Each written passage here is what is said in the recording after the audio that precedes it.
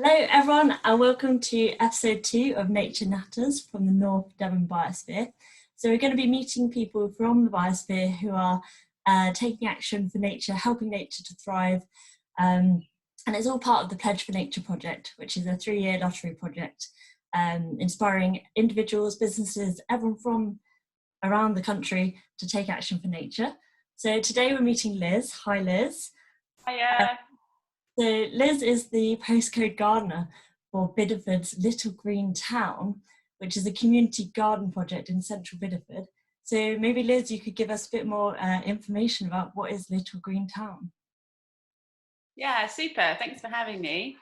So Little Green Town started spring last year, working with the community, anybody from the community, to help transform Bideford, basically, with the idea being to create an edible paradise. So greening up all the spaces that were currently underused or had sort of perhaps been planters in the past but were no longer being used. So breathing a bit of life and a bit of love into those sort of forgotten corners, and kind of focusing on the hub of the centre of Bideford, which has been really, really nice. We've had an amazing kind of group of volunteers that have come through. We've worked with adults, young people, children, the local brownies have worked with us in the youth centre. So it's been a real kind of catchment for all ages, and lots of people who aren't gardeners as well, which has been really lovely, but wanted to do something for the town and to learn as well, which is really nice. Yeah, so I only recently heard about the project really recently, and it just sounds like everyone's getting involved. And like Bideford, can you describe Bideford a bit more to people who maybe don't know it very well? Yeah, so Bideford has got the river running through it, which is a lovely feature of the town. And it's a small town, but with lots of countryside beyond. But then, of course, the centre of the town, like many, has a very urban feel, but with some lovely parks.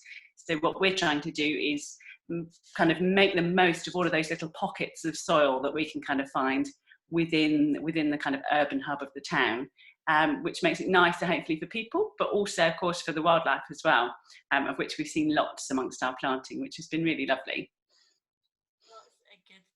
So yeah, for Pledge for Nature, one of our pledges is garden for insects.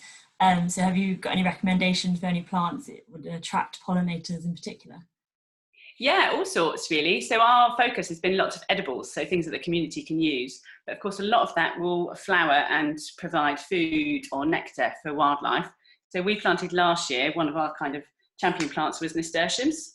And I've got some more here ready to go in. And they've got lovely big open flowers. And they're a great plant in the vegetable garden as a companion plant. So you can plant them amongst other vegetables. And if you've got a problem with pests, sometimes the pests will be drawn away from your precious veggies and feed on the nasturtiums, which is nice. And of course, they look really beautiful as well. So they're a nice one to kind of combine that vegetable gardening with wildlife. But anything that flowers for a really long season is often really good. And things that happen flower early in the year or late in the year. So trying to include some sort of winter flowering shrubs and things are really good. That all helps kind of extend that season for everything. That's the thing with, isn't it, like invasives like Himalayan balsam, that's the problem, is that they're just flowering at one time a year. You don't have that nice sweep throughout the year, isn't it? Yeah, definitely. Trying to extend it for as long as possible, which of course is a benefit to us too, because we get to see it and enjoy it then for as long as possible. So it ticks both boxes, which is great. I had cabbage root fly in my cabbages recently. Have you got any recommendations for pests other than companion planting maybe? Yeah, companion planting is a great way to go, and prevention is always better than cure. But there's lots of different things you can do. Some things like to be netted. So if you might find that you get butterflies coming onto your cabbages, and we might welcome those on other things. If we've got buddleias in the garden, they're super for that, but we probably don't want them on our cabbage crops or our broccolis. So sometimes just using a net, and then if you're using things like net, to fix it down really tightly, because the chances of birds and things like that getting caught in it or trapped underneath it is usually when it's not been fully pinned down. So if you're going to use anything, just make sure you do a really thorough job of it. I'd say that's the best way to go. And then nothing's going to get trapped where it doesn't want to be. You've had lots of people from the community who you had involved, and how long has the project been going on for? So started end of March last year, so we're just over a year old, and obviously in a bit of a different situation at the moment to when we started last year, but we're adapting as best we can. And we've had lots of people, all from across the community really, So adults and children, and we do usually, not when we're in lockdown as we are at the moment, but we do at least once a week volunteer sessions in the town, which are open to anybody to join.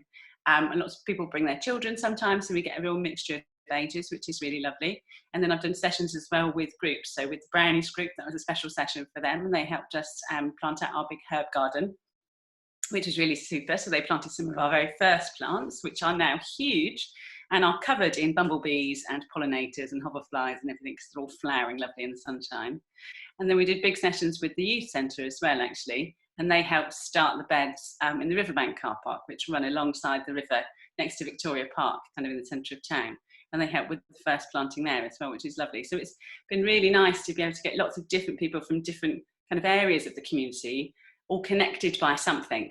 And then there's a kind of connection between people. So the planting is actually bringing people together, and lots of people that come and volunteer regular wouldn't necessarily have met each other in any other activities or walks of life, and they're not gardeners, but they're kind of common theme of wanting to do something nice for their town and kind of getting the benefit of doing that has brought lots of people together, which is really super. It's lovely to see. Yeah, so I've met a couple of community groups who are thinking a similar line. They're from South Malton, there's Grace for Pollinators, and I know Braunton was on about starting the same sort of thing. Have you got any advice for community groups who are maybe wanting to identify pieces of land that they can create their own? Yeah, well, I think if you can get your local councils on board, that always helps, because they're quite often going to be the ones that own the public spaces, unless you've got private landowners. So that's a really great space to start. And our councils have been hugely supporters and drivers of the project, which is great. So that's a good one. And then try and form your group and find out who's got what skills in the group, really, and go from there. So we use our Facebook page a lot, which is a great way of me sharing information with the community, the kind of those that come regularly to sessions, and then also those that come less regular but still want to hear the story and keep updated. So finding a platform that works for your group, if it's something like that, or it might be different for different networks, but that can keep a kind of story and conversation going on all the time. So even at the moment, whilst actually we can't get together as a community, our Facebook page has been a huge force for keeping us all connected, which is super. So I've been putting out videos on gardening guides to teach people how to do things at home when we can't be out there doing it together. So things like that can be really great, because they can really actually help you adapt when we're in circumstances like we are at the moment. Yeah, definitely. Well, unprecedented is the term that's being used all the time, isn't it? But yeah, I definitely have noticed a lot more people taking notice of nature, taking notice and wanting to start gardening. Do you think, as a beginner, would you give any tips for a beginner gardener? Yeah, so I think something to start with that's really lovely to do is to grow something you can eat, because that's ultimately the kind of best satisfaction. If you can put something on your plate that you've grown, you've made happen, and it didn't exist without you, that's the real magic of gardening. It's a really amazing thing, and it's actually a lot easier than people think. So my kind of motto is always that plants want to grow. They don't really know how to do anything else. They don't have hobbies, they just grow. So if you can give them just a tiny bit of what they need, even as a novice gardener, you'll be amazed at what you can grow. So things like salads can grow really quickly, and quick crops are quite good fun rather than something that takes several years to come. And you can sow them all throughout the summer. So you could be picking a salad all throughout the summer. And actually, if you haven't got very much space, you might not have a whole allotment, say, but you've got a window box or a few pots by the front door. That's perfect, just so long as they've got enough water and enough sunshine throughout the day. Something like that's a really good introduction as well. Yeah, that's great. I think, yeah, just having like boxes of chives and herbs, and even just having a strawberry pot is just nice to see it grow, isn't it? And you reap the benefits. Your videos on Facebook, what videos have you been doing? So I've been putting out guides to help everybody garden at home. So usually I'd be with everybody gardening in the community out in the public spaces, and we'd be doing it all together. And sometimes people would take stuff home as well if we had extras from what we'd sown together. So I've been putting out videos to show people how to do things at home, and then particularly for those that might be new to gardening or don't have lots of gardening equipment and feel they kind of can't get involved and haven't been able to go to the shops to kind of arm themselves with all that stuff. So coming up with alternatives for people, which is a nice bit of recycling and nice eco things. So things like toilet roll tubes, that makes a fantastic plant pot to start seeds in. And we've all got them so long as we collect them up. And other alternatives, things like plant labels. gardeners might have stacks of these, but if you're new to gardening, you probably haven't got any, but you can make your own. So I've been making them out of milk bottles, which work perfectly well. And then you just write on it and it doesn't wash off and it will last for ages and you can keep reusing them, which is super. So there's all sorts of videos on the kind of bits and bobs that you need to do your gardening, and then also how to do it as well. So how to start things off, and then I'll keep following them up. So when we come to do planting, so once we've planted something in our toilet roll juice, we'll then do another video a few weeks later on how to plant it out, because lots of things like slightly different treatment, but once you get into the pattern of it, you'll soon learn which one's like what. So it's nice and easy to follow.